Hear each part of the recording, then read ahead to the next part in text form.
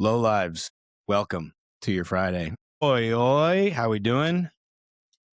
I'm solo this week. This is my first time taking the fucking training wheels off. So go easy on me. We are going to continue our paint discussion from last week. Hopefully everybody's digging that. Welcome to the Lowlife podcast. I am your host, Danny Panett. This week we're going to continue. I want to get a couple things out of the way real quick. Rhino's not here. Rhino's not feeling well. Comes for us all. So it's my turn to be a big boy and do this all by myself. So stick with me here. Also, I want to say happy motherfucking birthday to our boy, Rhino. When you hear this, his birthday was yesterday, Thursday. So hit him with a belated if you're just now finding out. But don't worry, I'll be posting it on Thursday, as you will know by now. Happy birthday, dude. We love you. None of this would happen if it weren't for you. Genuinely. This podcast wouldn't be around. Idle Hand Show wouldn't be around. A bunch of us wouldn't be building bikes. So, Rhino, when you hear this, we love you. Happy birthday. And thank you for being you. Anyways, all right. This is actually our 400th episode as well. That's pretty crazy. It's kind of a bummer that Rhino's not here for it, being that this is physically the 400th episode. But so we're going to do a revisit. We're going to do some sort of like an anniversary style podcast at some point, or maybe we'll do a roundtable with some homies and rehash some shit or whatever. But being that we're in the middle of this series, we know that people are waiting for some of this information. So we're just going to press on with the series. Kind of worked out with doing a solo episode anyways. So, but yeah, 400 fucking episodes. That's incredible. That's every single Friday, 400 Fridays. So pretty incredible. I could not be more honored to be a part of it. That being said, let's get back into the paint shit, shall we? Because I'm awkward as shit. And this is so weird talking to myself. I got some props this week. So if you are incapable of checking out the video, maybe come back to this another time when you are, because I'm going to be showing you how to mix paint and all that shit. So, all right. So where we left off, quick recap. We're doing a paint job together. We're doing a black gas tank with red flames. Those red flames have a gold pinstripe, and there's an image transfer on the top. So where we left off, we went through prepping it. We went through bare metal. We went through sanding it, sandblasting and all that stuff. It's got to be bare bright steel, acetone clean. Then you're going to hit it with your primer, preferably epoxy primer. If not, high build, direct to metal, polyurethane, all good. You're going to let that sit. You're going to guide block it. You're going to sand it. You're only getting rid of texture. Then you're going to go to your base coat. When you're doing base coat, we're going to talk about actual application of these things today. So I know we didn't cover that last week. Base coat, you got that on there. We discussed starting with the gold because it's your pinstripe. You're going to spray the gold. Then you're going to do your flames. Then you're going to backmask the flames and spray your red inside those flames. Then you're going to backmask the red that you just sprayed. And then you're going to spray everything else black. And then you're going to remove all of your tape, and you're going to have those three things. Now, I know last week we talked about after that, clear coat it, right? Where this is where I'm going to give you advice based on how I would do it currently, not how I would do it when I was a newbie. When I was a newbie, I would clear coat it, right? Right at this stage, I would clear coat it, and then I would do the image transfer later. I personally would do the image transfer on the base coat. And here's why. When you do your image transfer, we'll go over this later. The image transfer is actually a thin layer of paper, more or less. It comes off of paper. It's water decal paper, right? So there's going to be, if you put that on top and then just clear coat it and that's it, there's going to be a line around it. If you want to be super professional, you don't want to see your tape lines, right? So when you're clear coating this stuff, you're going to be sanding in between your clear coat layers because you don't want to actually physically see where your tape was. When you're done, you want it to be glossy. You want to have all the effects, but you want the reflection to stay the same, right? So you're burying all of your tape lines. Same goes for your image transfer. So what I would do is do the image transfer now on the top of the tank or wherever I'm going to put it. And then I would let it sit for a little while, let all the water, again, we'll get here, let all the water evaporate because you can't spray anything over water. And then clear coat it a whole bunch and bury all of my tape lines and stuff in like 4 full wet coats of clear. And then when I sand it down, I'm getting rid of that tape edge. So when I do my next application of clear coat, it comes out fucking glassy, right? So that's how I would do it. If this is your first time doing paint, I'd maybe not recommend that because if something goes sour with your image transfer, then you're going to be fighting the sand around your base coat. And I don't want to do that, right? Base coat is, like I said last week, the most touchy material you're going to use. So if you're new to this, clear coat that shit right now. let it sit for a couple days, sand it all flat with like 600 grit, and then do your image transfer on top of that. Be prepared to do a layer of clear coat immediately over your image transfer. If you do your image transfer and then you're like, I want to fog it in, I want to use an airbrush or something and fog it into the black base coat that's around it, right? Because that's what a lot of people will do. If you don't bury those lines first, that tape edge, I promise you, you're going to see it, even in black, even in opaque colors. You're going to see it in the future. You're going to see exactly where you cut that paper out, and it's a bummer. Image transfer, then your clear coat. I'm getting ahead of myself, but I wanted to at least state that before I said, yeah, fuck it, clear coat it. If you're capable of doing it, that's when I would do the image transfer. Lots of people have been asking about like the process, the order of operations. That's the order of operations that I would do it in. So either way, at this point, we have black, red, gold, and an image transfer. We'll go over how to do an image transfer. It's clear coated. And then from there, to finish out your paint job, we didn't touch on this last time. You're going to let that sit. You're going to sand it, and you're going to polish it. It's called the cut and buff. By sand it, I don't mean go grab your 600 grit on a hard block. My process for polishing is as follows. Depending on how bad it comes out. If I got like some runs and some shit and some dirt nibs and whatever else, I'll start with 800. If it comes out pretty well clean and I have a nice flat surface or something, I'll start with 1,000. Then I'll go 1,500. Then I'll go 2,000. Then I'll go 3,000. 2,000 and 3,000 are wet on a dual action sander, preferably. If you can't get a sander on there, then do it by hand. The first 2,000, 1,500 are dry and on a foam block, a fairly soft foam block, because you're not trying to really cut. You're trying the first 2 you're taking off the very top layer, that clear coat orange peel that we talked about. After that, you're just refining, you're polishing scratches away, right? So you got it pretty well flat with your 1,000 and your 1,500. Then you switch to wet on a machine, right? Just get it on there, get it done. Get rid of all of the previous sand scratches. You can guide coat your clear coat. There are people who do guide coat their clear coat. You can use black, you can use white, whatever, as long as it's opposing color. But you can use that to make sure that your clear coat is nice and flat too. I highly recommend it. Get your clear coat nice and flat, then you're in the polishing stages. After you've done 3,000 wet on a DA, you're going to move into your compound, and then you're going to move into your polish, okay? If you need any more information on that, hit me up on the side. There's endless amounts of information on YouTube. I'm not trying to pass the buck, but there's endless amounts of much more knowledgeable information on YouTube on how to cut and buff. I'm still learning that process.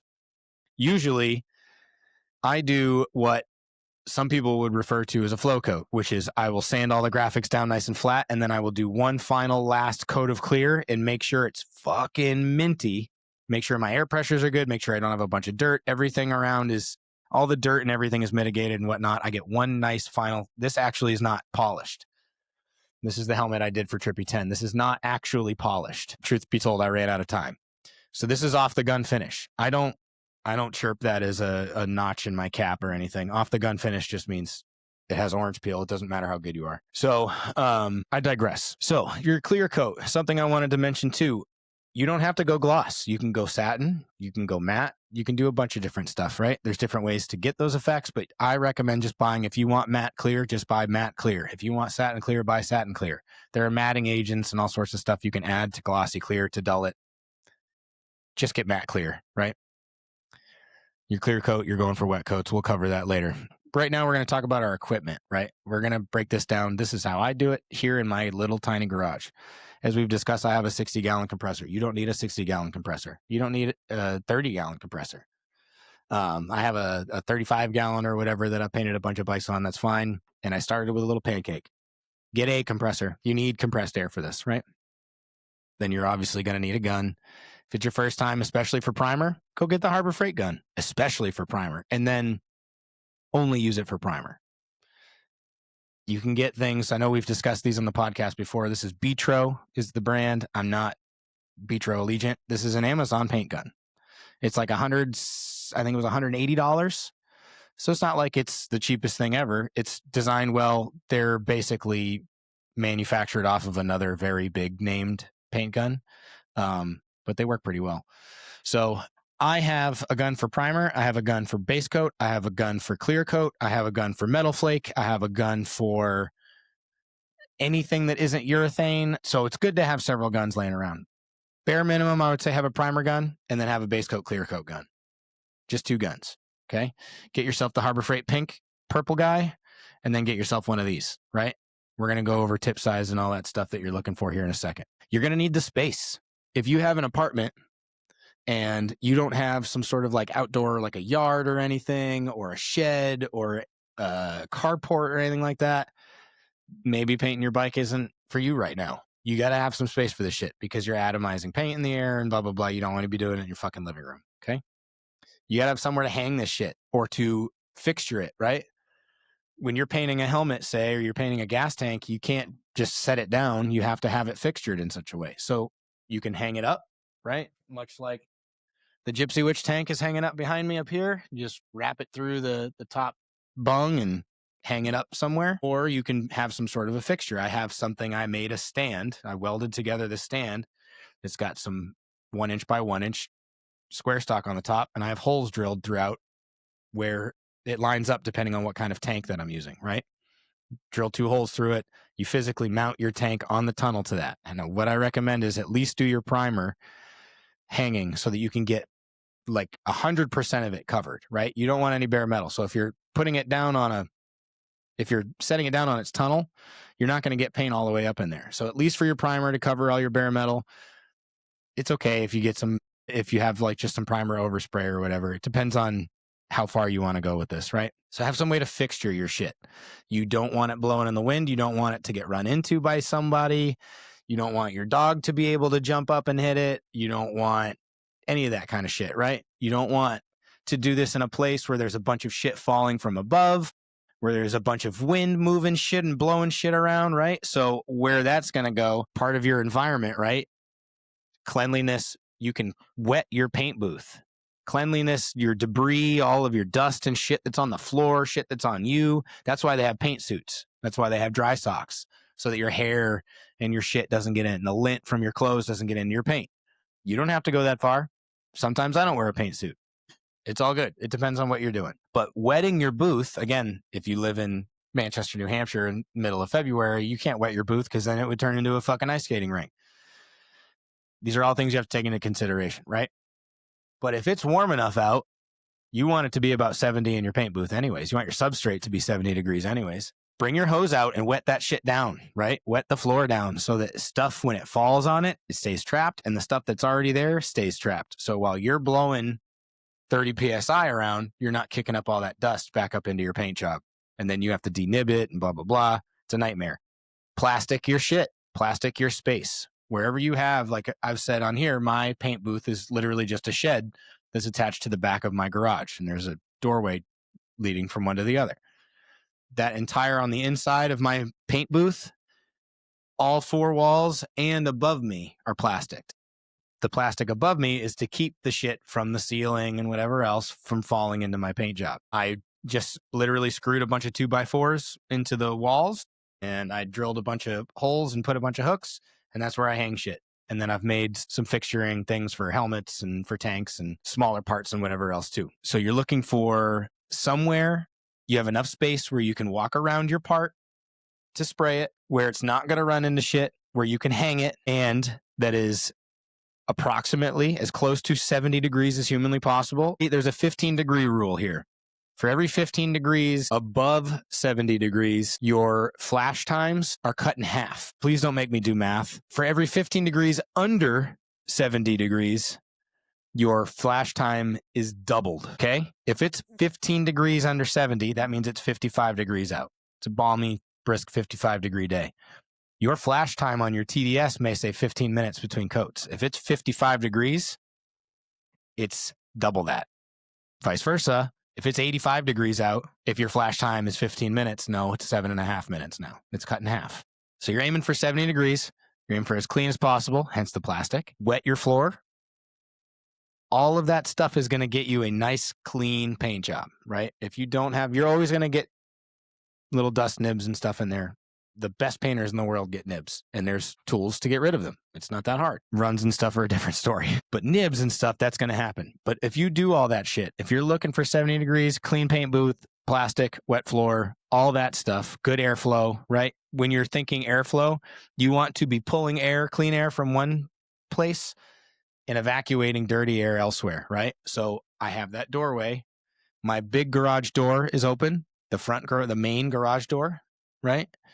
And then that door in between the two is open. And then I have a fan in the farthest window pointing out. So the air is being drawn from the front of my garage all the way through my garage, through the paint booth. Now, why don't I do it the other direction? For one, that's the way the wind naturally travels. For two, if I did it the other way, I'd be pulling all of my paint fumes into my garage, and all of my paint fumes and the overspray and everything else would get over everything that's in my garage. They do already, but it'd be a lot fucking worse. And I don't want that. So think about that.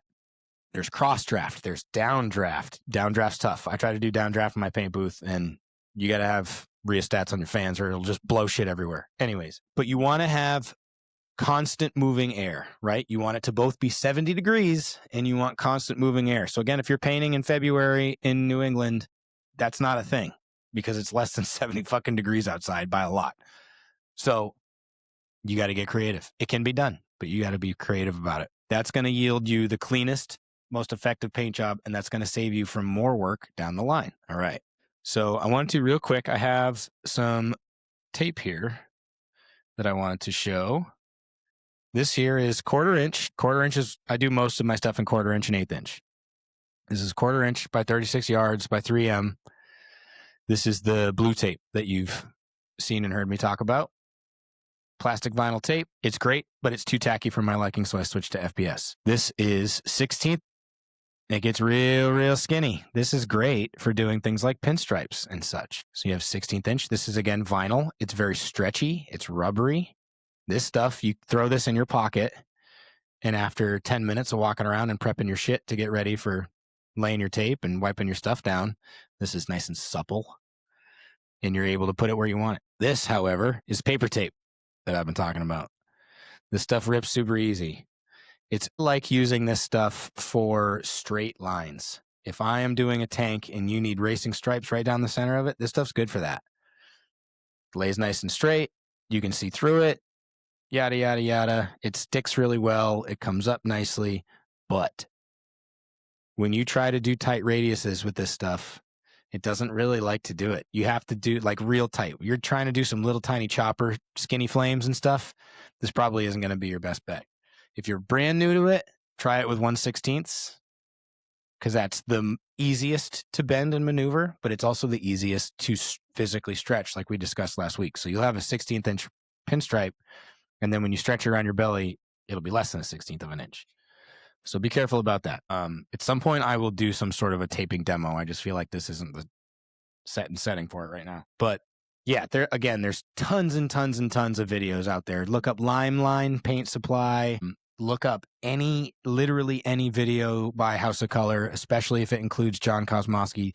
The materials are different because it was filmed in the fucking 70s, but the principles are all the same. And John Kosmosky started House of Color, so he knows what the fuck he's talking about. But there's tons and tons and tons of painting related information online. There's tons of how to tape out flames, which fine line to choose, all that stuff, right? So, and if you're looking for something specific and you can't find it, reach out. I'll do my best. So I wanted to at least point those out. That's the kind of difference there. Next, we're going to go into your paint gun, right? So you're going to get a paint gun.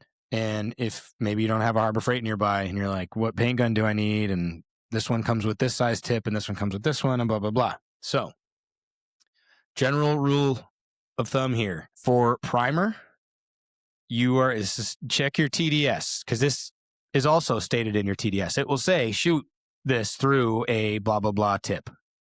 For primer, generally, you're looking for a 1.4 to a 1.8. 1.4 is a little on the thin side. You're going to be laying that stuff on pretty atomized. And be pushing it a little bit. 1.8, you can go up to 2.0, whatever, but you're going to need, I think the purple gun comes with the 1.7, if I'm not mistaken. So you're on the money there. Just get the paint gun, the purple one. It's like $17-18. Recession proof shit. For your base and your clear, you're going to be looking for 1.3 is where I like to be. This one's a 1.3.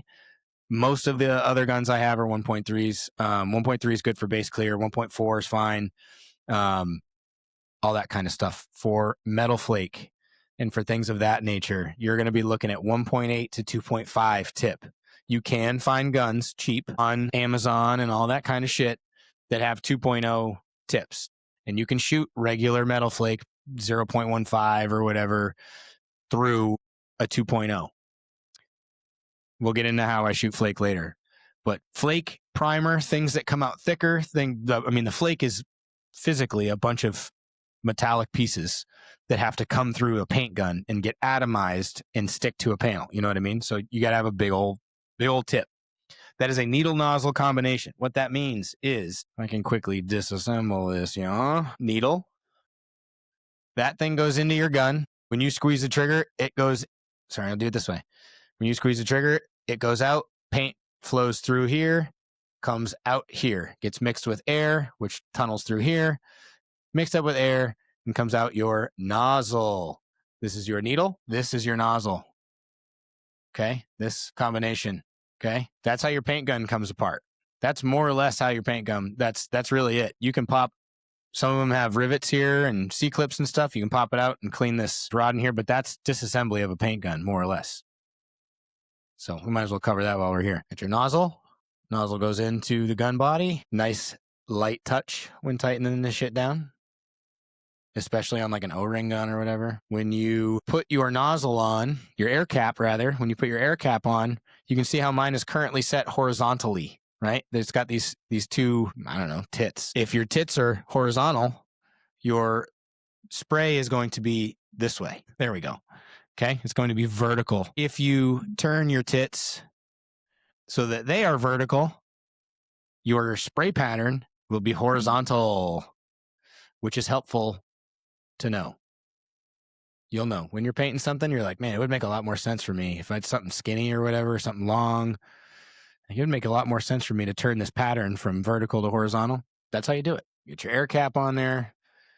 Needle goes in, pushed all the way to the front. Then you have a spring in cap. The more you turn this in, the more you are going to compress that spring until eventually you bottom it out and you can't pull your trigger anymore. Your needle is fully buried at this point. To run your gun, what they call wide open, you're going to back this sumbitch more or less all the way out. You're going to squeeze your trigger all the way shut, as far as it'll go. Then you're going to start turning this in. When you start to get resistance and it starts to move your trigger, that is wide open. This one is your fan pattern. It's not going to be in the same place for all guns. Just know there's going to be another one for fan pattern. Oftentimes they're on the side of the gun here rather than up here. Fan pattern. What that means is you can open up your fan pattern and you can spray, depending on your paint gun, you can spray a nice, thick, long, foot long spray. Or you can dial that in. If you're doing a frame, you need to get into your little nooks and crannies and you're getting up underneath your axle plates and whatever else, and you just need to get a little fine spot. You turn this all the way in, you literally get a fire hose. So be wary of that. Play with that as you need to.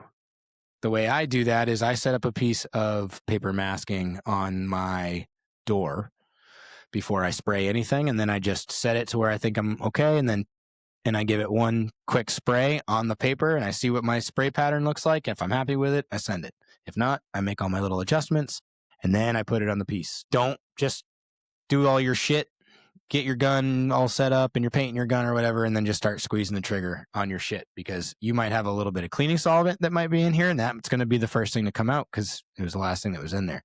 When you put your shit in there, give it a couple blasts, clean that shit out so you know you're running just clean paint. And then from here, you're going to have your regulator. And then you're going to have a fisheye lens or a fisheye filter, which just strains water and oil so that you get nice clean air. And then you're going to pop that in your airline. Paint cup goes up here. Blow. You're ready to spray. All right. That's how you set it up wide open and how to adjust it. Next, we are going to start talking about the actual application and mixing of paint product itself. So I have here a mixing cup. I should have thought this through. I should have put a piece of tape or something on it so it was a little easier to see. We'll figure it out. So everything that you're going to be spraying has a mix ratio.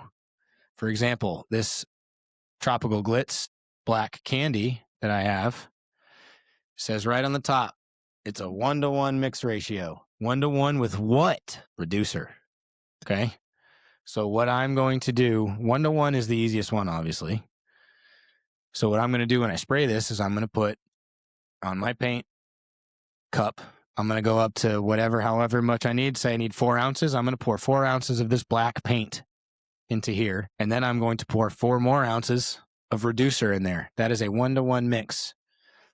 On your paint cup, you will have all of your mix ratios all along the top. I'm sorry. I know you can't see this. Get a paint cup and then you'll understand. The first one's 1-to-1. The next one's 2-to-1-to-1, 3-to-1-to-1, 4-to-1-to-1, 6-to-1-to-1, 8-to-1-to-1. Those are the most common denominations, I guess, ratios that you will encounter. 1-to-1, pretty simple. 2-to-1.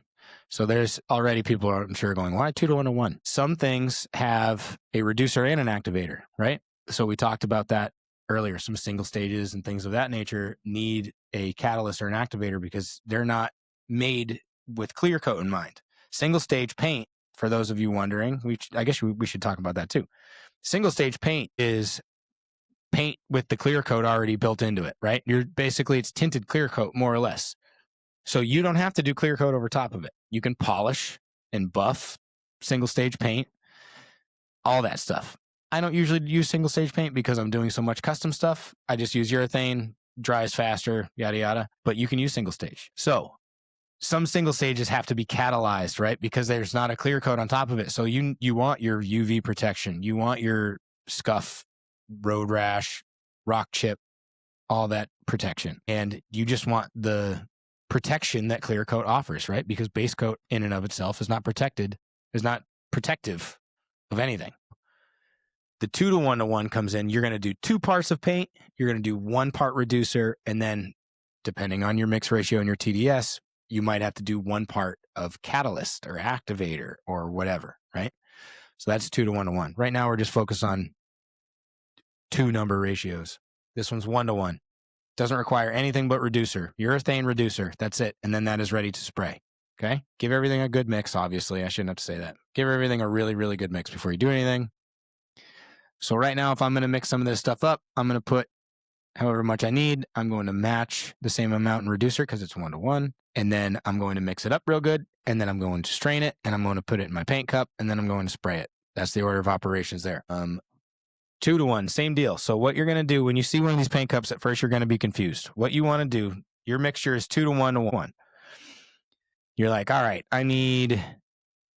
we'll just say I'm just going to fill this cup. I'm going to go right up to the 5. So what I'm going to do on the 2-to-1-to-1 mark, I'm going to go to the 2 column, the vertical column, and there's a 5. There's a 5, 4, 3, 2, and a 1. If I want to go to the 5, I'm going to fill the paint up to that first 5. And then the 1 column right next to it is the reducer column. Now, when I started painting, I swear to God, I would take the thick yellow masking tape, 1 3/4 inch tape, and I would mask off like, okay, I know my paint is 3-to-1-to-1. I would mask off the 3-to-1-to-1 section so that I didn't fuck that up. And I would even tape off the second 1 on the ratio just so I didn't mess it up. You know what I mean? Keep it simple, stupid. Make it as easy as you need it to be because this shit is difficult enough on its own. So 3-to-1-to-1, say, all right, I need a 3's worth because it's kind of all by eye. Once you figure it out, you kind of understand. But no one ever taught me like, hey, how much paint do I need to mix? You just do it and hope that you mix enough. And if you have excess, I'd rather have excess than not enough. Fill it to 3 on the first 3 column. Then I'm going to fill it to the 3 on the 1 column. That is 3-to-1. You have to fill it to the same number. Okay. That's really all you need to know. If that's too convoluted, if you need to see it, let me know. I'll send you a video. That's how to mix in a paint cup. Again, your TDS has all of this information, has all of your mix ratios. It'll even tell you which reducers you can use, especially like PPG, their P sheets and all that other stuff. It'll have a list of these are the reducers that you can use. Fast reducer, slow, blah, blah, blah, the DTX, and a bunch of different ones. Okay. If you have opened your paint cans before looking at your TDS, you're fucking this up already. Look at your TDS and read the TDS. Just read it. Okay. Every single time I mix up primer, I am looking up the TDS. It's probably still in my Safari folders or whatever. Every single time I mix something, I look up the TDS every single fucking time, because you might go, I know that's 2-to-1. I know it's 2-to-1. I don't trust myself. Just look at it. 2-to-1, 1.3 gun needle nozzle tip, this PSI, this temperature, this is my flash coat. All of this stuff comes in your TDS, right? It is your cheat sheet to using that particular product. Cannot overstate that. So let's get into application. Now, the very first thing, we touched on it earlier in the last episode, pre-planning your design layout. That whole concept of doing the gold first and then doing the red and then blah, blah, blah, that doesn't just go for flames. That can go for anything that you're trying to do. If you're trying to do scallops, if you're trying to do lace, if you're trying to do any of this kind of stuff, you want to pre-plan that, right? So here's what I do. You guys have heard me say, there are times where I'll just drive around with no music or anything on because I'm just thinking about paint jobs. I'm not thinking about the design necessarily. I'm thinking about the order of operations. If I do, okay, I know I want a black tank with red flames and a gold pinstripe. How do I achieve that? If I do the red first, and I'm thinking in my head, if I do the red first, and then I backmask those, and then I do this, and there's 100 ways to do this shit. Do it the way it makes sense in your head, but think about that shit beforehand, right? Plan that stuff beforehand. I promise you won't regret having spent that time planning it out. All right. So as far as actual application goes, you have your paint at a 2-to-1 ratio, 2 parts of paint, 1 part reducer, mixed up in your mixing cup on the 2-to-1 section of your cup to the desired level at which you think you need for paint. You don't have to fill it up every single time. If you're doing a single gas tank, this is one of these little pint 10-ounce mixing cups or whatever. If you're doing a single gas tank, black, like the whole thing, you need it up to like the 1 or 2. You don't need much, okay? It atomizes very well. But again, that's something I'd rather have too much mixed than not enough. You got your paint mixed up in your paint cup. Then you're going to get a paint strainer. They're little conical dealios, paper. They've got a strainer element in the middle. You set them inside of your paint cup. You set them inside of your actual cup on your gun. And then you pour your paint into it. That strains chunks, pigment, sedimentation, whatever, out of your paint. So you don't end up with nibs and chunks and shit in your paint job. Again, clean, clean, clean. Everything down to the fucking paint. Now, what you're not going to strain is heavy metallics. If you don't know, ask. Like a coarse metallic and metal flake. Obviously, because the micron of the filter is too small and that shit won't pass through it. For one, it won't filter because it'll take fucking ever and it'll clog up. And then you'll know, okay, I probably shouldn't have filtered that one. But yeah, you don't want to take all your flake out of your fucking paint before you spray it, right? So strain your primer, strain your base coats, especially opaques. You can strain fine pearl. You can strain fine metallic. If you've got like a really, really fine, like an Arctic silver or whatever, you can strain that and absolutely, definitely strain your clear coat. They're very cheap. You get a fucking big old sleeve of them.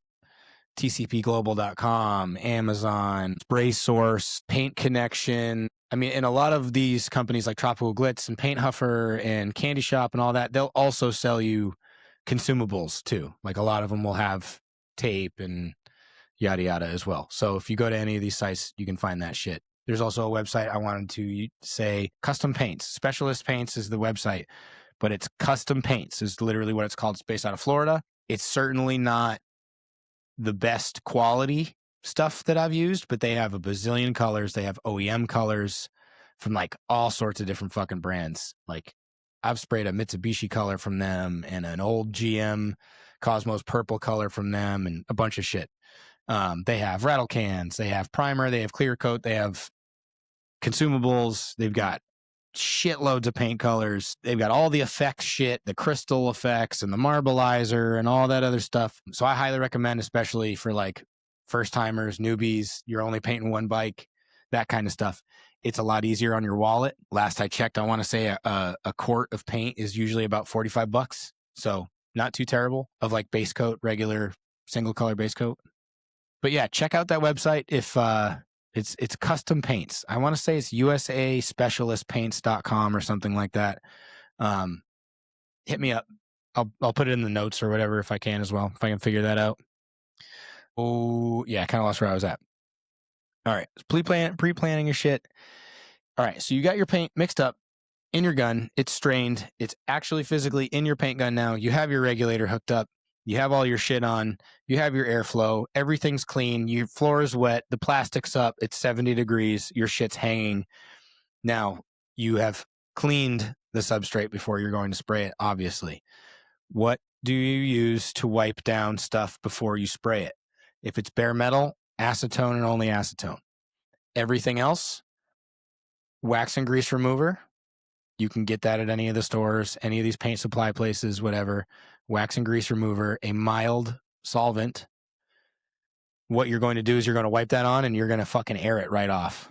Immediately air that shit right off. You're going to wipe it off with a microfiber and then air it out. By that, I mean blow it off with compressed air, right? You're going to get all of that off. If there's any of it left, it's going to cause your paint to react, I promise. Air all that stuff off. Then, if you're real fancy, like me, you can get a box of what are called tack rags or tack cloths.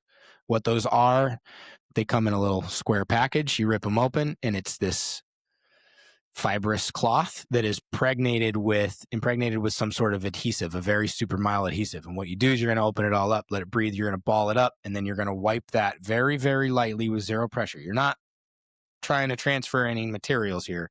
You're going to wipe that down very softly, and what that's going to do is collect any dust, anything from when you wiped it down with a paper towel beforehand. All that other shit is going to wipe off any hard debris that's on your shit. What a lot of them are, and I highly recommend you seek out the ones that are anti-static.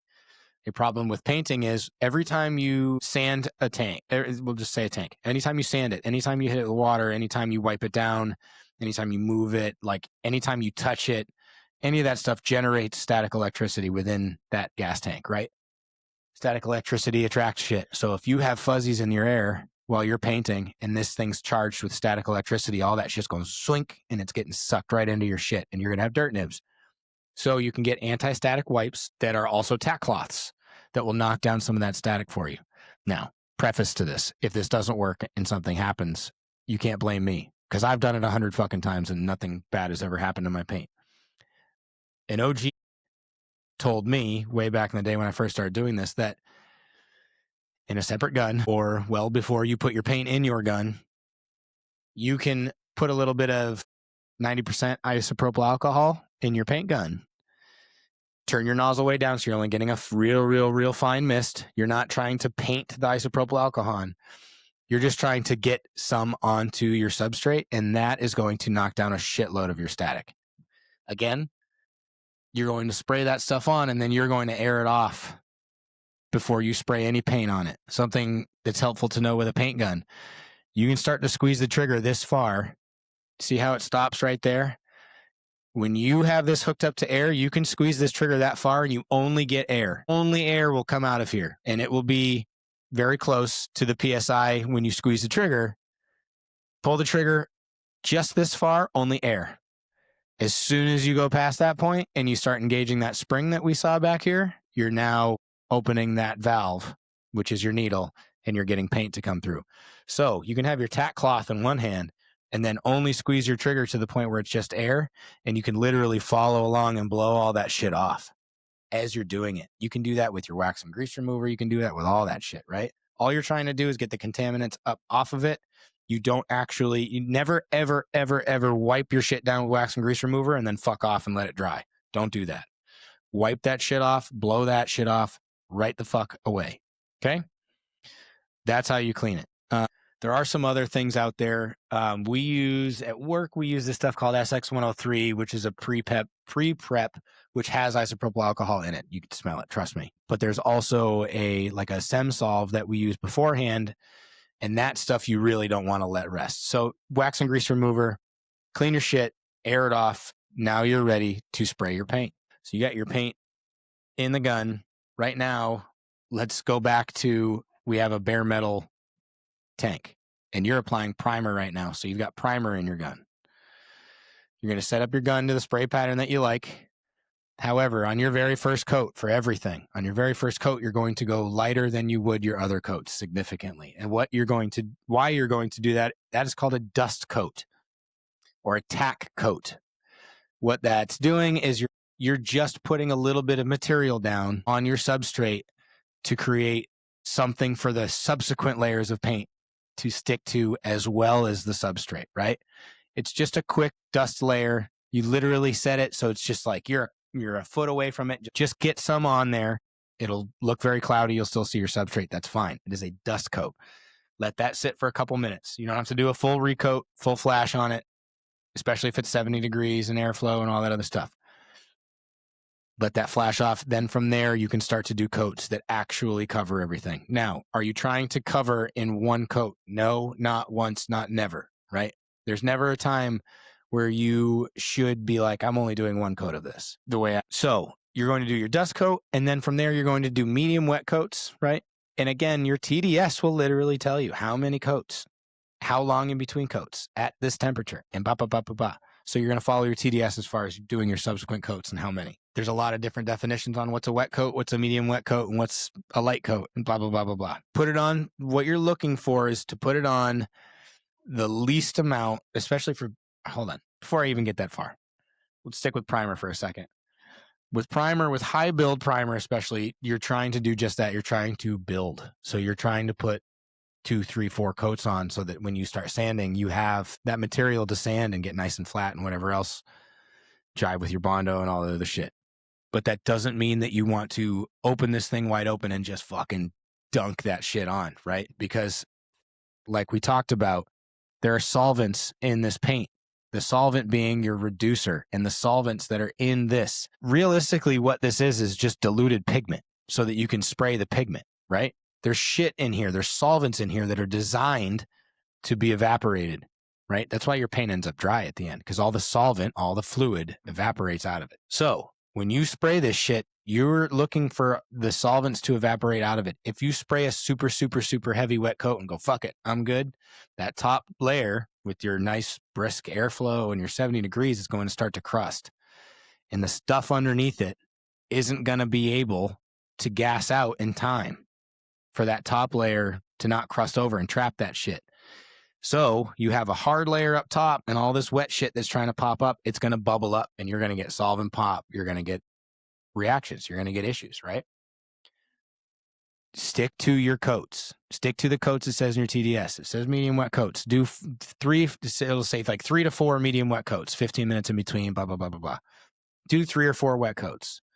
Don't do one like, fuck it, I'm just going to do it now and get it all over with. That's not how this works. It's chemicals. Let the chemicals do what the chemicals do. Adhere to your flash times, okay? Flash times are often 5, 15, 30 minutes. Like, it's not that long. Find something else to do. Or just sit there and stare and watch paint dry, because it's awesome. Wet coats, something that I wanted to mention while we were here too is Intercoat Clear. Intercoat Clear, I talked about it last time. If you're doing effects and things of that nature, if you're doing flames, if you're doing image transfer specifically, Intercoat Clear is really helpful because it's the same thing as your base coat, just with no color in it. Say we have, fast forward, we're back to our black tank. We've pulled all the tape off. We got our black tank, red flames, gold pinstripe, and it's just in base coat, and we haven't clear coated anything yet. If you want, you can do a couple layers of Intercoat Clear, and that will dry off in like, you'll be ready to sand that shit in an hour if your environment's good, right? You'll be able to sand just with a red Scotch-Brite or Scuff It or whatever, and then you're ready for the next layer of whatever, and you do have a protective layer. Now, it's not a solvent protective layer. Intercoat Clear will wipe off just like regular base coat, okay? But it does give you that, I missed a tape line or whatever. It gives you a buffer in between the two. What that also is really good for is burying tape lines. So if you do a whole bunch of taping, and you have this, when you tape shit off, where the tape is, obviously none of the material is landing there. So that layer is staying here. You got a piece of tape on top of it. When you spray paint everywhere around that tape, you're adding millage. You're physically adding material to it. It's going to be taller. When you pull that tape, you're going to have, in between the tape, you're going to have high lines of your base coat that you just sprayed, and then there's going to be a ridge where your tape line was. Intercoat Clear is good for that shit. If you do 2 coats of Intercoat Clear after all your effects, it's going to be real easy to bury your tape lines when you put your 4 layers of clear coat on top. Also, where Intercoat Clear is really, really good, image transfers. Let's dive into image. Yeah, fuck it. Let's dive in. That's application, right? real quick, when you're applying your base coat, you're looking for it to flash off. You want it to turn dull. You don't want it to stay shiny. It won't stay shiny. You're going to do, especially with base coat, you're going to do as few coats as possible to get full coverage. So you don't want to do, if you have to do 15 coats, you have to do 15 coats, but the main thing is you want full coverage. And this is something that I've learned recently. If you're using a custom color, especially if it's like a candy base coat, you go to Tropical Glitz and you get candy red base coat. It's not actually candy. It's a base coat that looks like candy, right? You spray that, you might have to do 15 coats of it, but you want to get it to as deep a color as it gets. There is a point where you spray one layer of paint, even if it's an opaque color, it's not totally opaque. It's a little translucent, right? Because of all the solvents and shit that's in it. As you add subsequent coats, you're adding more and more coverage, not necessarily millage. You're not looking for millage. You're not trying to build up your base coat. You're trying to cover it with just the right amount of base coat so that you don't have any spots that shine through. You use a flashlight to find that. Sunlight's great for that.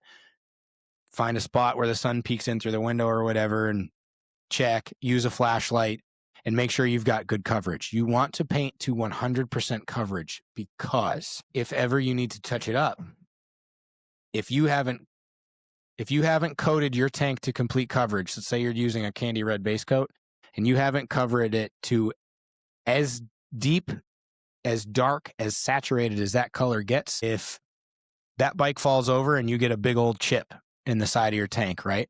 And it goes right down to bare metal and you want to fix that, if you are only 70% coverage when you sprayed that base coat originally and you go to touch up that one little spot, good luck getting 70% coverage. And also where the fade, where the colors meet, there's already the parent red here and you're trying to fill in the red to match it. I hope you can't hear my kids. They're just doing that to piss me off. If you're only at 70% coverage, when you go to touch that up, you're going to get a ring.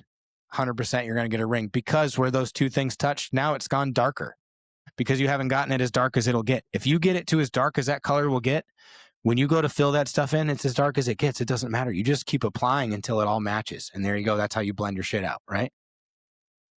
Bear stuff like that in mind. All right. Now I think we get into the fun shit. I want to talk about some effects that you can do and kind of how to do them.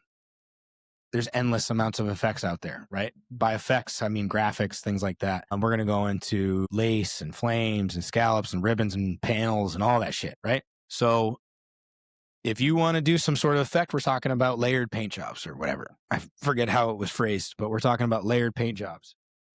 There's a bunch of stuff that you can do. A lot of this stuff, I take inspiration from like old cars, lowrider scene, other, chopper painters that I admire and I look up to their work and shit like that. Mikey, Tony Sundell, Chris SOS, Ren, all them. It's okay to take inspiration from people. It's great to take inspiration from people. I think what better place to take inspiration from? It's not okay to copy people's shit. It's not okay to carbon copy what somebody else did. Now, there's fucking 10 million black tanks with red flames with gold pinstripes on them. I've painted 2 of them. There's just some things that there's nothing new under the sun, right? We're just recycling mostly old ideas at this point. That's totally cool. But don't bite people's shit, right? I just want to put that out there real quick. So you want to find some sort of inspiration. Get some books for colors, Designer's Dictionary of Color. There's a bunch of different stuff. If you haven't read this yet, it's called The Chopper. Flip through shit like this, man. There's old bikes and shit in here, old paint jobs. I mean, there's a whole section in here on Cliff Voss. Like, what more inspiration do you fucking need? Find stuff like that, get inspired, and then go, okay, I want to try that. A lot of this stuff is a lot easier than it looks, especially things like lace and stencils. A lot of times when you see like fish scales, when you see sun rays, a lot of the Dynabro stuff, I say that, I don't mean to be condescending when I say that, but you know what I mean, that lowrider style, Dyna style paint job. A lot of that stuff is done with stencils, with vinyl stencils, or Mylar stencils or whatever. Limeline Custom Paint or whatever, he makes some stencils. Stick It Stencils is great. They make some really good ones, but you can get all sorts of different stencils, and then it's just a matter of laying your stencil, spraying your paint, moving your stencil and getting the effect, right? With lace, what you're doing is you're spraying a color down, and then you're just going to take a piece of lace that you have laying around or buy an old tablecloth or something, and you lay the lace over top of it, and you make sure it's nice and taut. You don't want the lace to be coming up off the panel, because then you'll get paint that blows underneath and you won't get nice crisp lines. You're going to hold your lace down nice and taut, tape it down, whatever you got to do, and then just lightly spray the next color over top of it. And then when you pull it off nice and gently after your shit is flashed off in 5 minutes, there's your lace pattern. I'm trying to think what other ones that I don't have on here. There's a bunch of other stuff, especially like fish scales and like there's a ton of them. Go to Stick It Stencils primarily and just get a good idea of what they have. They've got some that are like the optical illusions and shit. You know what I mean? The 3-dimensional whatever and stuff. Scallops and panel paint jobs and things like that. You get a lot of that in like the lowrider culture. That's where I see a lot. Scallop is kind of like, I don't know how to describe a scallop, but it's like, it's a line, like a stripe almost, that starts out real skinny and then it gets thicker as it goes and then it gets skinnier again, right? And there's a bunch of different variations of that. Again, old custom car culture is real good for that stuff. Look at that. Ribbons is another one. I did some ribbons on Clay's tank. I've done some ribbon-esque things, like some topographical stuff on one of Fish's bikes. Ribbons are really fun because there's really kind of no rules with ribbons, especially if you're doing like topographical where you're just doing like a real crazy wavy pattern. I did the War Turkey if you want to go see what I'm talking about on Fish's tank. So you just kind of let the tape flow. You're doing, ribbon shapes and however you want those to come out, that's how they come out. Ribbons are a lot of fun. Panels, the biggest thing I will say with panels is the number one thing that pops in my head when I think of panels is spacing. Spacing is something I absolutely like. That's got to be symmetrical. That's got to be right. That's got to be, you got to find your center, build off center with your tape. Use your 2-inch tape, use your 1 3/4-inch tape, and mask off of center on both sides so that when you start your panel, they start at the exact same place. And do it from the bottom of the tank and work your way up. Do it from the top of the tank, work your way down. So that you're starting in the center and you're finding where your shit needs to be on the sides, using your tape as a measurement so that they're fucking dead nuts. Because there are a lot of people out there that will say, well, you can't see both sides of the same tank at once. That's true. But don't be a shitbag. Use your tape. Get that shit as close as you can, and you'll be a lot happier for it. Panels can be anything. They don't have to just be like the same shape as your tank on the side. Do some trippy shit. Try it out. Panels can be cool because then if you panelize your bike, you can do stuff inside those panels. You can leave them the same color, whatever. Panels are just a really, really clean look. You got metal leafing. We're not going to go super deep into metal leafing because metal leafing is its own discipline, as is pinstriping. We will not be touching on pinstriping. I will very briefly brush over airbrushing here in a second. I actually, for whatever reason, didn't have that on my list at first, but that's something I'm sure a lot of you are going to try. Metal leaf is really tough. Metal leaf is the last effect that I will do if metal leaf is on the books. If I know that I'm doing metal leaf, it is the very last thing that I'm going to do. I will never, ever, ever, ever, ever stack tape on top of metal leaf because metal leaf, unless you use some sort of adhesion promoter, and even still, it's not guaranteed. Metal leaf doesn't like to stick to paint. If you put tape, some real sticky, especially this 3M shit, you put that over top of your done metal leaf, it will pull your metal leaf.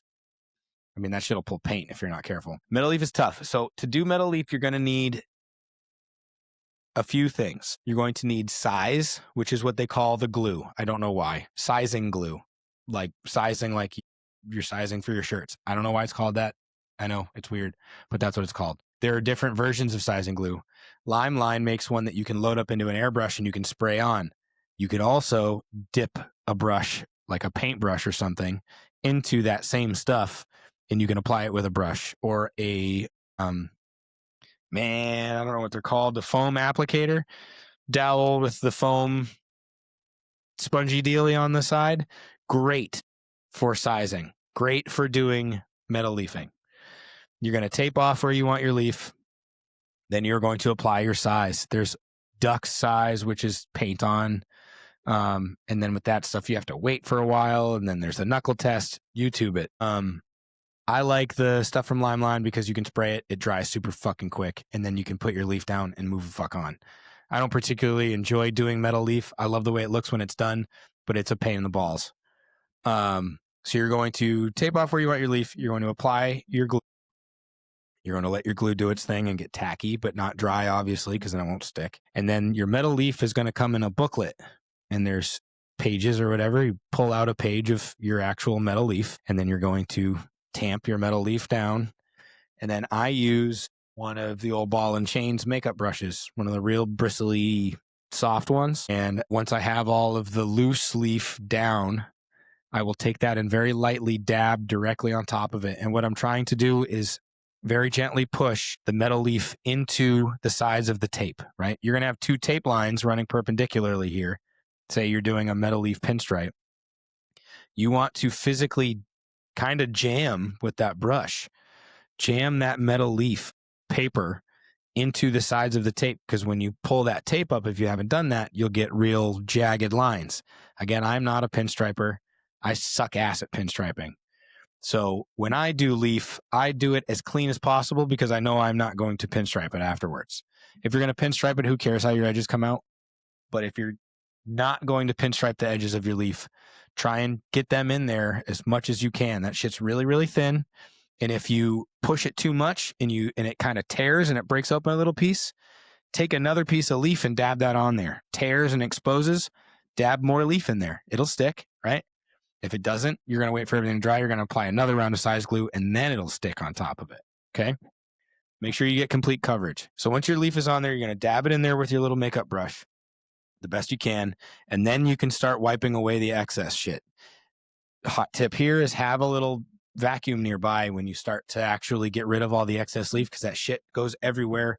It's super, super, super light. It'll just real patent gold leaf will just float. Like it'll just float. It's crazy. So little tiny fucking shards of that shit, it goes everywhere. So if you have some sort of extraction device, use a dust buster for all I care. Have some sort of vacuum nearby.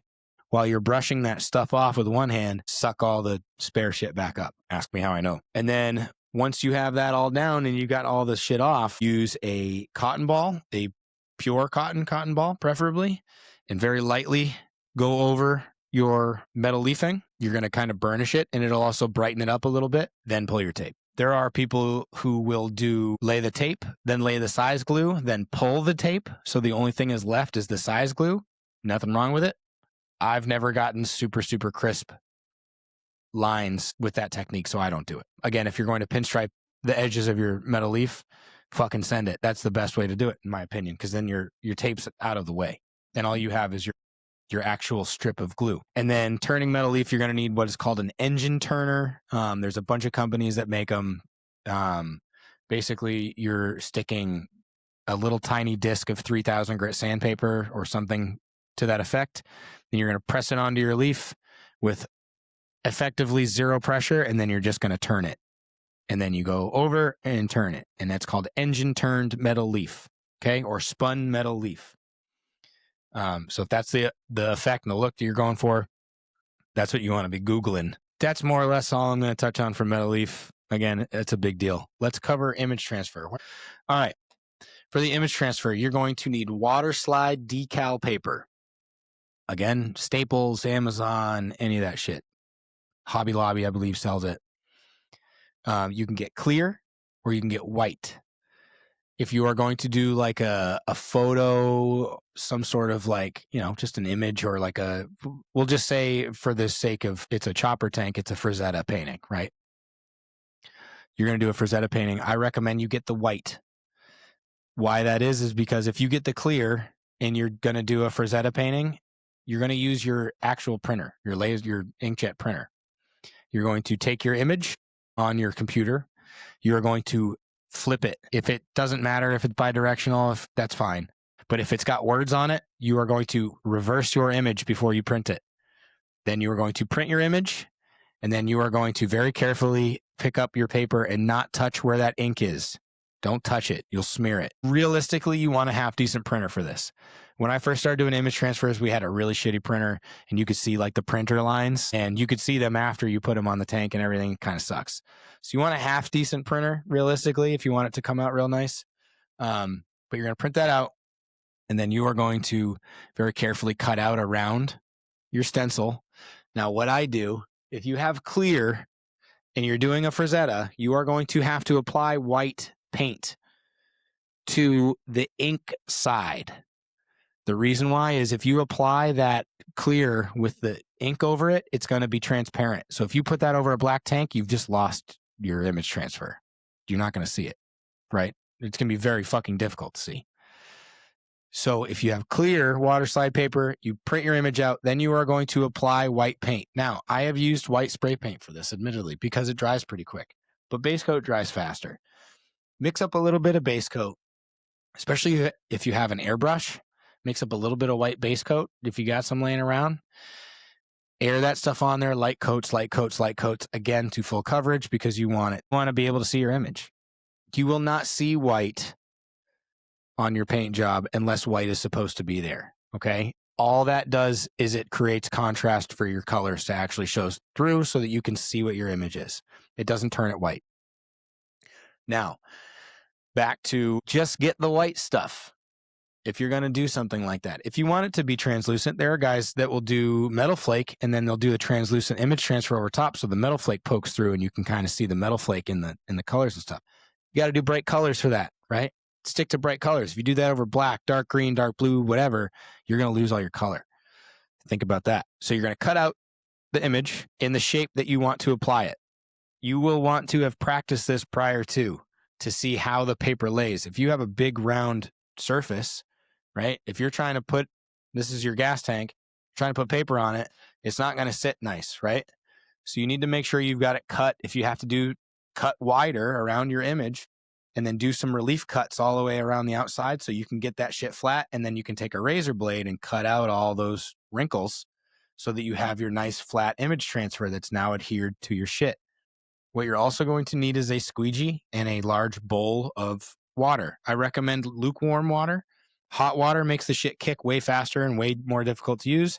Cold water makes it take forever and makes it more difficult to use. Use lukewarm room temperature water. You're going to, once everything is dry on your little image, you sprayed your white on there if you have to, or you're just ready to put this thing on and you have white water slide decal paper already. What you're going to do is you're going to dunk that in the water and you're going to sit there with it in your hand and you're just let it sit and it's going to start to kind of crinkle up. Try and keep it nice and flat in your hands. And then you will physically feel, don't move it around because you'll pull the image, but you'll physically feel the top layer that you're actually adhering to your tank is like a gel. It's a very, very, very thin film that the ink is now on. And that's all that's left behind. That's why it's water slide. You put this stuff in water, the bond between the paper and this film dissolves. And then that stuff will slide right off of that backing paper. Once it starts to slide and it's sliding kind of easy and you're like, okay, this whole image is sliding on this piece of paper, then you're ready to apply it. You're going to take it out of your water. You're going to get it more or less squared away where you need it to. Remember, there's water involved here. You don't want water sticking around when you're painting shit. But when you're applying it, that water is going to let you kind of slide it a little bit. Don't get real rough with it. Again, it's a tiny, tiny, tiny, very thin gel layer, essentially. It's very easy to rip an image transfer. Put it down very nicely, and then you're going to want some sort of a squeegee. It doesn't have to be a actual squeegee. Something that you can squeegee water out with. What you want to do is start in the middle of your image and work your way out, and all you're trying to do is remove all of the water and bubbles from underneath. Very, very light, gentle pressure, right? You got a bubble that's really persistent. Take a pin or something, poke a very tiny hole in the top of it, squeeze it all out, get it all nice and flat. That's all good. That's fine. It will stick. Don't worry about it. What you absolutely don't want to do is say, fuck it, and trap a water bubble underneath your image transfer. It will end up fucking up and coming through your clear. I promise. Get all of the water out of it and then let that shit sit. Okay. I've only once I've applied an image transfer and walked away from it for a little while, I've only once ever had the edges kind of curl up. Maybe it was a fluke. Maybe it was a temperature thing. Maybe it was the way I was kind of tooling the image transfer itself. I don't know. But usually I'll just walk away and I'll give it a good 30 minutes or whatever. Let all that shit get out, put it in front of a fan, get rid of all of that water. And then from there, what I always do is 2 coats of Intercoat Clear right on top. And that is to bury that tape line. I'm going to do 2 coats of Intercoat Clear. And then I'm going to let that completely kick. And then I'm going to, with like 800 grit, I'm going to very, very, very, very lightly sand around the edges of my image transfer. Very, very lightly. Again, you don't want to sand into your image transfer. That basically is going to help remove those lines in between your image transfer and your paint. And then I'll do the clear coat on top of that and totally bury them hoes. Totally bury those lines. Get them gone. So that's more or less the image transfer. I won't do any painting or anything on top of an image transfer. Like I said earlier, if you're trying to blend it into the background or any of that kind of shit, even if like you're doing flames and you want the flame to kind of lick over the top of your image transfer or whatever, I won't do any of that unless it's on top of clear coat. When I do an image transfer, I do the inner coat, I do the clear coat, I let the clear coat dry, and then I sand everything flat as a motherfucker, right? And then I'll put stuff on top of the clear coat, not the inner coat clear. I won't put tape on top of the image transfer just when it's just imaged. None of that shit. So if you're going to do stuff, I recommend you do it over the top of clear coat. That now gives you a solvent resistant and a scratch resistant, to the point you don't sand it all away, layer in between all of your tricky shit, especially your image transfer and the subsequent layers of paint that you're going to be doing. Airbrushing is sick. Airbrushing is great for little things like fogging in edges. Airbrushing is great for just getting on the inside of flames, especially if you want to do ghosted flames or something. You're just trying to stick to the outside of those flames. Airbrushing is great for that. Super simple. Get a dual action airbrush. Just get one off Amazon for now. I think they still sell some at Harbor Freight. You can get half decent ones at Michael's, Eclipse Neos, and things like that, made by Iwata. Those are really nice. Badger, Master, those are all brands. They're all good. I've used them all. They're all fine. I've used the Harbor Freight one. It's all good. That, again, you're going to need a little air compressor for that. You can reduce your nozzle down from your big air compressor, but in an airbrush, you don't need nearly that much air. So I have the Black Widow from Harbor Freight. It's like a suitcase air compressor, basically. But you can go on Amazon and get an entire airbrushing starter kit for, I would hope, still under $100. They used to be under $100 for the compressor, for the airbrush, for the airline, for a bunch of paint. They're all water-based. Don't use those on your shit, but you can use them to practice. It comes with like cleaner, and some of them come with like a cleaning pot and all that shit. So get a kit.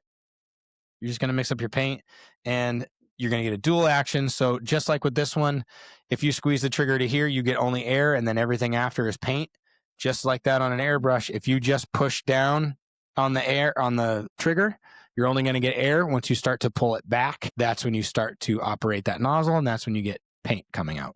It's the exact same thing as this, just much smaller, and they got rid of all this handle. If you cut that handle off, that's basically an airbrush. That's all it is. Dual action, and that's, yeah, again, that's another thing that there's endless amounts of information on. Airbrush Asylum's great on YouTube.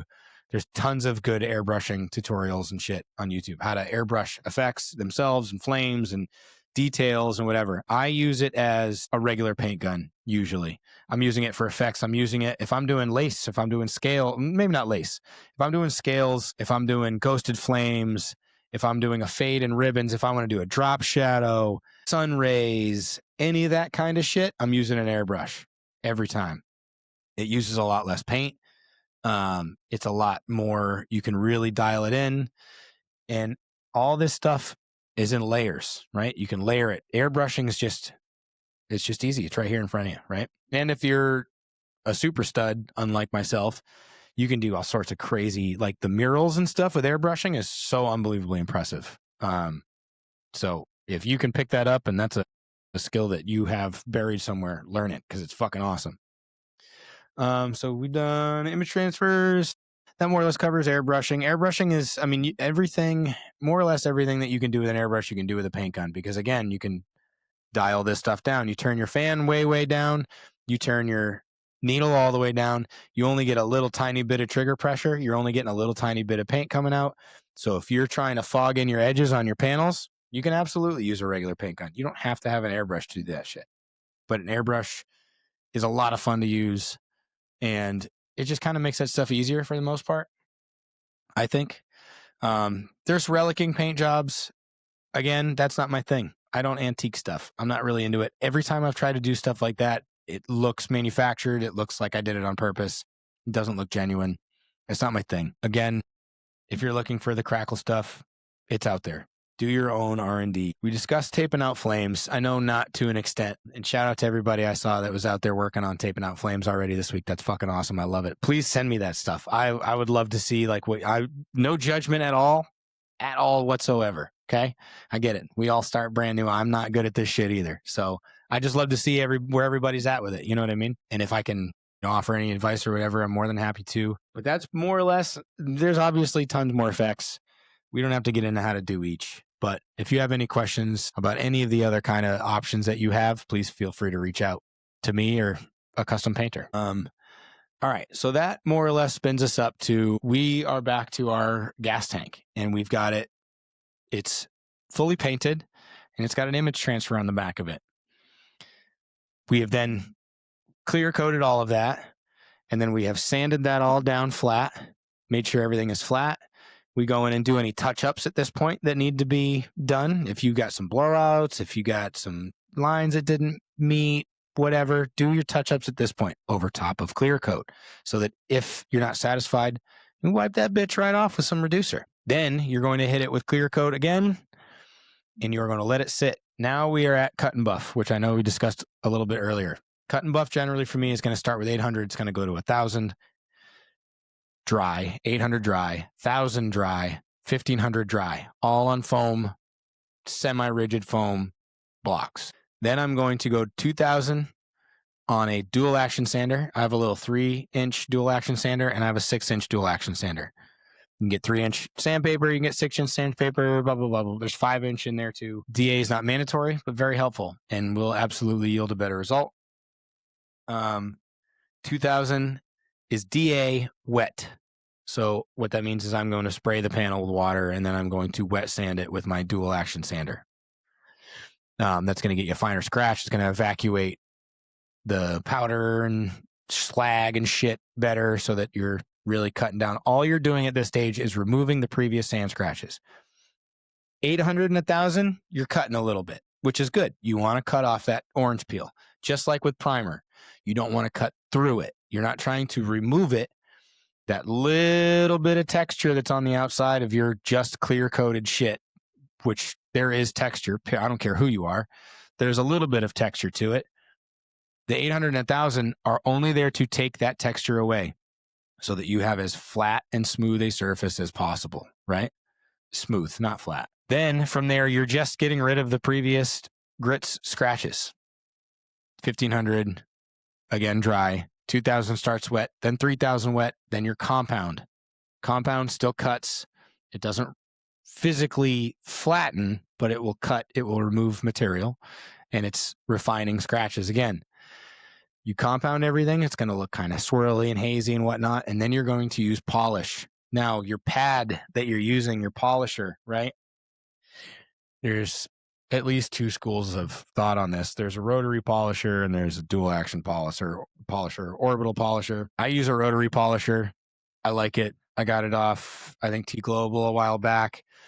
It's got variable speeds, so you can slow it down for tight spots and speed it up for nice big flat spots and all that other shit. That does matter. You can get a Harbor Freight polisher and it'll absolutely get you by. What's more important is the pad that you're using. When you're using compound, I highly recommend a natural wool, not synthetic, a natural wool cutting pad, nap, whatever you call it. That'll attach to your polisher. You put your compound on there, and that will give you a nice, that's going to cut your shit down. Don't use the synthetic stuff because when it heats up, it melts, and then you get big ass fucking craters and scratches and shit all through your stuff that you got to go back to like 600 to get rid of. I usually just flow coat it at that point. If something like that happens, I usually just hit it with another coat of clear and try again another day, which is always an option. If you're buffing, you're cutting and buffing and it's not going your way, which trust me, I feel you. You can always just put another couple rounds of clear coat on it and try again, right? That's not the best way to do it. That's kind of some hack shit, but it's the truth. You got your compound and then your polish, you're going to use a soft, very soft foam pad, a polishing pad. They come in grits too. They're color coded, all that other stuff. Make sure you're using the right stuff. that should get rid of the majority of your scratches. You want to get rid of all your straight scratches and all that other stuff by your next grits. If you still have scratches and all that shit, you haven't sanded enough to get rid of your previous scratches. Go back and do it again. Once you've got all those out, when you polish that stuff out, you might still see a little bit of hazing and stuff like that. Really, when you come down to like the real serious, like you can park an entire black car outside or an entire black bike outside and there's in the sun and there's not a single swirl or even a fucking brand new microfiber towel will scuff up polished clear coat, right? All that stuff comes from wax and it comes from all the coatings and shit the ceramic and whatever that you can put on way down the line where it's like fucking, there's not a single scratch on this bitch, right? But your polish has a lot to do with it. Your compound has a lot to do with it. You getting all of your sand scratches out has a lot to do with it. When you're doing the 2000, 3000, keep that shit wet. Don't let it get real sticky and tacky. You'll notice when the water starts to evaporate or become saturated with your clear coat dust, your pad will get sticky and your shit will like almost suction to what you're sanding. Keep it wet. Let that shit glide. You're not putting pressure. You're letting the paper do the work. You're letting the machine do the work. You're letting the compound and the polish do the work. You're not pushing that shit into there. You know what I mean? Let the material do the work. So that's cut and buff. You got that out to polish. Aftercare. I generally don't recommend that you do any sort of wax, ceramic coating, any of that shit, even like the wipe on stuff for 6 months, because it may be dry to the point where you can sand it and it turns into powder. It might be dry to the point where you can touch it and it doesn't leave fingerprints, but your paint is not dry yet. Your paint is not cured. Your paint is not completely off-gassed yet. I guarantee it. Unless you're baking the shit. If you got a bake oven, fucking right on. Good for you. I don't. The sun is your friend for that stuff. If you can hang stuff outside, the sun will help expedite and cure things a little quicker. Infrared heater. That's why I have one in the paint booth, because that focuses more on heating things rather than the air. But your shit's not cured yet. If you just painted your bike and you've polished it from starting to paint it to polishing in a couple weeks, that shit is not totally cured yet. Let it totally cure. Leather washers are a big thing. When you're painting things like your frame, especially, you want to mask off any mating surfaces. Here's a hot tip for you. Powder coat plugs, rubber powder coat plugs. They're made for powder coating, so you can plug holes with threads and things of that nature that you don't want powder coat to get into. Well, it turns out they work for paint too. It's just a little rubber butt plug. So in your frame, in your axle adjusters, where there's the threaded bungs on the axle adjusters, plug that bitch up. Where your motor actually sits in the cradle, where you have to physically muscle your shovel head onto the engine cradle, where it sits on that engine cradle needs to be bare metal. It's okay that it's bare metal. It's not going to rust away underneath you. It's okay that it's bare metal. You would rather that than fuck up all your paint, and then your paint starts to delam over time because you get a little bit of gas, a little bit of oil, blah, blah, blah, blah, blah, right? Mask off anything like seat hinge. If you have a solo seat and you have the seat hinges, the actual part that the spring sits over, mask that off. Don't put paint on that, because as soon as you put your seat down, those springs are going to rip that paint right off. So mask that. Keep that bare metal. It's okay. And what else? Motor mounts, specifically your transmission mounts, inside of your axle plates, where your axle physically rests. If you paint the inside of your axle plate and then put an axle through it, and then you have to adjust your axle in and out with your chain and whatever else on assembly, you're going to fuck up your paint. Mask off the inside where the actual physical axle rides through. On the outside of it, if you have these big honking fucking spacers that go on either side of your axle right up against the axle plate, I would put those washers up there, and then I would see how tall they are, and I would mask that off too. Wherever you have bare metal meets paint, in order to be extra super duper safe, you can use things like JB Weld, anything like that, just a little tiny bit, just to bridge the gap between your paint and your bare metal. That will be fine. That will keep it from shit getting up underneath it and whatever else. Just a little bit. Same thing around your gas tank bung. The bung where your petcock goes in, and your cap bung. You don't want paint getting basically where the seal of your gas cap is. That needs to be bare metal, and everything from there inward needs to be bare metal. If you paint where that seal is, the fumes from the gasoline are going to peel that paint. It's not just going to be on the inside of it. It's going to creep, and it's going to start, and it's going to envelop the whole thing, and your paint is going to come off because of the gas fumes that got underneath it. Same with your bung. Make sure the outside of your bung, where you screw in your petcock or your fuel line, however you're running it, make sure that that's bare too. There's no paint there. And then run a little JB Weld in there. JB Weld won't react to gas fumes and shit. So if you leave that bare, but you're a little bit worried about an edge, rub a little JB Weld, a little even like seam sealer would do in a pinch. Some sort of vinyl caulking type shit. What else? Things like tabs, bungs, threads, anything that's a blind hole with threads, plug it. Don't let paint get in there unless you plan on running a tap through every single one. And if you do, fine. Your neck stem, where your front end physically attaches to your motorcycle, mask that off. There's going to be grease and bearings and shit in there anyways. You don't want paint in there. Just, again, prior planning. Go through all that shit. Make sure you've got everything masked where you don't want paint, because paint's going to get everywhere else.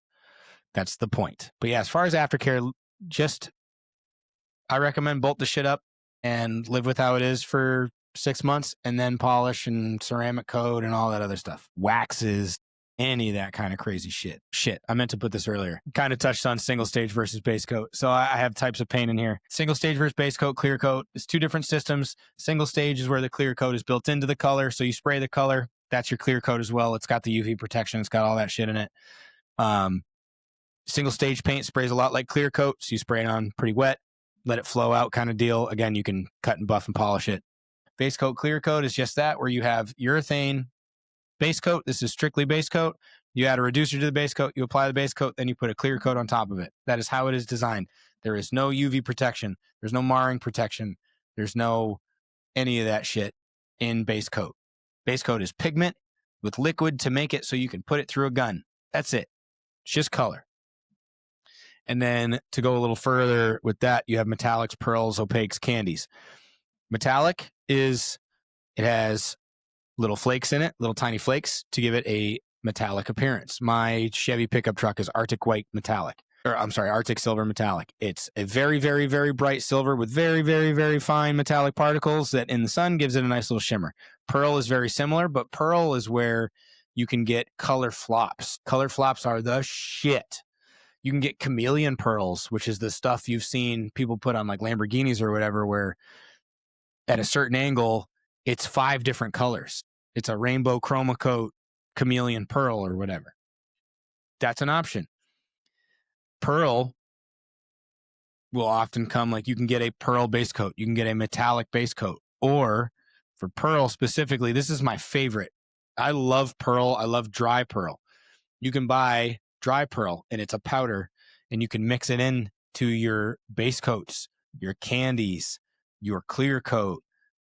You can mix it into anything. It's a powder. You mix it into it, and it will, depending on how much you add to it, depending on what color it is, depending on what color, say if you're putting it into, you can take like a red base coat and add some gold pearl to it, and you'll give it a red to gold kind of look when it's in the sun. You know what I mean? The pearl gives it a little bit of a color flop, and it gives it, the color will peak on high points and when the sun hits and stuff like that. But you can get dry pearl and mix that into inner coat clear and spray on a layer of pearl on top of shit if you want. You can mix it into your base coat. It's more effective when you spray it over, like if you mix it into an inner coat and spray it over base coat, like black base coat, it's most effective then. And then your opaque is just your regular black base coat. It's just black. You spray that to coverage, you're good. Candy is a translucent by design coating. Candy is more often than not applied over silver or gold base. And when you see most metal flake jobs, it's usually silver base coat, then the metal flake, then the candy, right? So if you're doing a metal flake paint job, real quick, we're running up on time, I know. Real quick, metal flake paint job. You get up to primer, you sand your primer, you're going to do a silver, preferably a coarse silver base coat.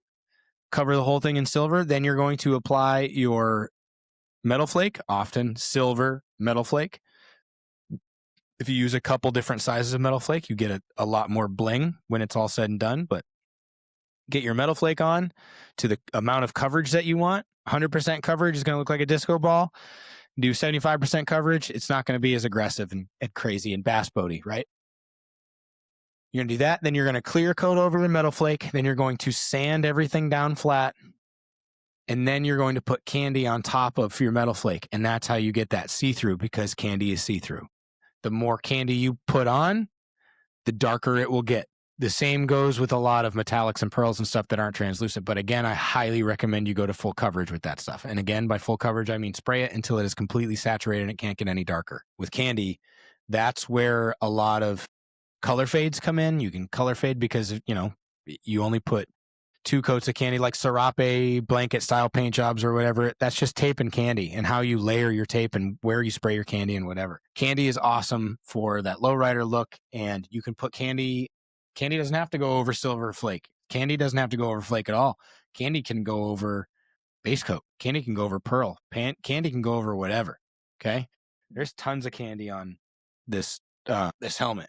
All the red around here, that's a pearl. The candies are mostly in. There's a purple candy in here. There's a real dark purple candy in here. All of these little, I don't know if you can see it from here, but all the little bubbles that are in the pink stripe, those are all done with candies. So yeah, candy's really cool. Candy can help you fudge your color wheel a little bit too. So play with that, play with candy, play with layering shit. This stuff's a lot of fun. I know this is a lot. That's more or less going to wrap up the paint talk. And I'm sure that there's tons and tons of stuff that I haven't covered, but we're at an hour and 35 minutes into this episode, and this is the second time. So that's 3 hours of me blabbing about paint. If there are any more direct questions or things that I omitted, like I omitted pressure testing and having your gas tanks and oil tanks pressure tested beforehand, you can do that yourself. Again, YouTube that. There's a million ways to do that. Pressure test your shit so you make sure your paint doesn't fuck up because gas leaks into it. But other than that, I'm sure there's a million other things that I've omitted. For those of you who are painters, don't fucking crucify me. This is just how I've done it. So thank you guys for sticking out all this rambling, and this one with me solo. And I'm sure it was fucking awkward and boring, but that's me. So if there's any other questions, paint related or not, please hit me up. Feel free. I'm an open book. I may not get to you right away, but please feel free, reach out, do your own research, do your own experimentation. YouTube is endless. There's a billion books out there. There's all sorts of stuff to get you inspired, to show you how to do things that you didn't know was even possible. And it's all, when you really start to see how you do this stuff and you get a handle on it, it's really not that bad, right? I am absolutely not the smartest dude that you have ever met, and I can paint stuff. It's really not that hard. And it's a lot of fun, and it's really rewarding. And as Rhino says, it's kind of the completion of the process. If you can do all of your own fabrication and everything else, like you built that bike, like on the scythe, I had grease weld on 2 stainless bungs, 2 stainless tabs that I made because I don't have a TIG welder. I made 2 stainless tabs for my oil bag mount, the pill oil bag mount, and I had to have him welded on. Everything else I did myself, or with, I was doing it with my friends helping me put the motor in, whatever. That's a rewarding thing that, literally soup to nuts. I tore this bike down to bare and built it all the way back up and painted it. I did everything myself. It's a lot of fun. I highly recommend you try it. Don't be scared. It's a motherfucker, but throw the clock away, and you are not the boss when you're painting. The paint is the boss. The paint, the substrate, the temperatures, all that stuff. You are just the evolved monkey pulling the trigger, right? And doing the sanding. Okay? Throw the clock away. It's going to make your life easier. And that really concludes it for the paint stuff. Like I said, let me know if there's anything else that I should have covered, and we'll get to it on a future episode. Couple quick housekeeping things. We have the giveaway going on, Muzzy's giveaway for the triptych. Send that right to the Venmo. Link for that is right in the IG bio, as well as all of the other links for everything else. We are still, for Idle Hands, we are absolutely going to need volunteers. Looking at you locals. We're happy to do it in shifts. If we have enough people, we can break it down in shifts, so it's not just one fucking person gets stuck doing something all day, you know what I mean? But if you'd like to be a part of what is hopefully going to be the greatest and largest chopper show in New England, maybe even the East Coast someday. We could use your help for sure. We're absolutely going to need people to help. And we don't even necessarily, like, there's no ticket taking. It's a free show. So you're not going to get stuck at the front gate passing out little blue raffle tickets or whatever. You know what I mean? We need people to run the games. We need people to park bikes. We need people to be liaisons between different kind of things. We need people to kind of keep everything in order time. You know what I mean? Like, it's not like, hey, go stand there all fucking day long in the sun, wear this vest and pass out tickets. You know what I mean? And if those kind of jobs do come up, whoever, we're gonna help you guys out. We're gonna compensate in some way, shape, or form. But we could really use the help. So if you're willing to do that, July 11th and 12th for the Idle Hand show, we would love you forever and ever and ever. And we're working on a pre-party for Idle Hands as well, which will be the night before. If everything goes down the way it's going right now, that will be in Manchester proper. And we're going to line Elm Street with fucking choppers, baby. So stay tuned for that. If you haven't already, go say happy birthday to Rhino. Thanks for sticking with us for 400 fucking episodes, man. That's crazy. I still can't believe I'm a part of this shit. It's really, really cool. This whole thing has changed my life. And I have no intention of not doing this anymore anytime soon. I love this stuff. I love you guys. I love the feedback. I love the opportunities. I love the community. And that's kind of what it's all about for us. So thanks for rocking with us. My album of the week is Shock Troops by Cockspar, because I finally get to see Cockspar live in a couple months. I can't fucking wait, in Boston. There's still tickets available. It's an incredible show. I'm really excited to see Cockspar in person. So Shock Troops by Cockspar is my album for the week. Buddy check. Don't need to say anything else. Check in on your homies. February sucks. We're all fucking hurting. I think that's pretty much it. Let me know how I did. If I fucked this up, this is my first solo, and damn, we're coming up on 2 hours. So thanks for rocking with me. As Rhino always says, get in the garage, get in trouble, have fun, never stop chopping, bitches. Deadbeat Customs. Steve over at Deadbeat Customs is all about grassroots motorcycle riders who build and customize their bikes. When it comes to building a custom motorcycle, they carry the best brands available. Go visit their brick and mortar store in Tewksbury, Mass, or at deadbeatcustoms.com. Remember, enter code LOWLIFE at checkout to save some money. Stay Strong Co. Jean-Luc makes the most heavenly hot sauces in the world. The shit, the shits, and hotter than a Harley and a pepper patch, Lowlife chopper sauce. Go to staystrongco.org today and grab yourself the holy trinity of hot sauces. Beck Built Fab. Dustin is the plug for excess chopper parts. Drum, disc brake, mid controls, hand shifters, foot clutch, modded worm gears, intakes, and more. He can do any fabrication, weld repair, upholstery, or maintenance job. Check him out at beckbuiltfab.com. Revenant Chop Co. Connor isn't about overpriced lifestyle merch.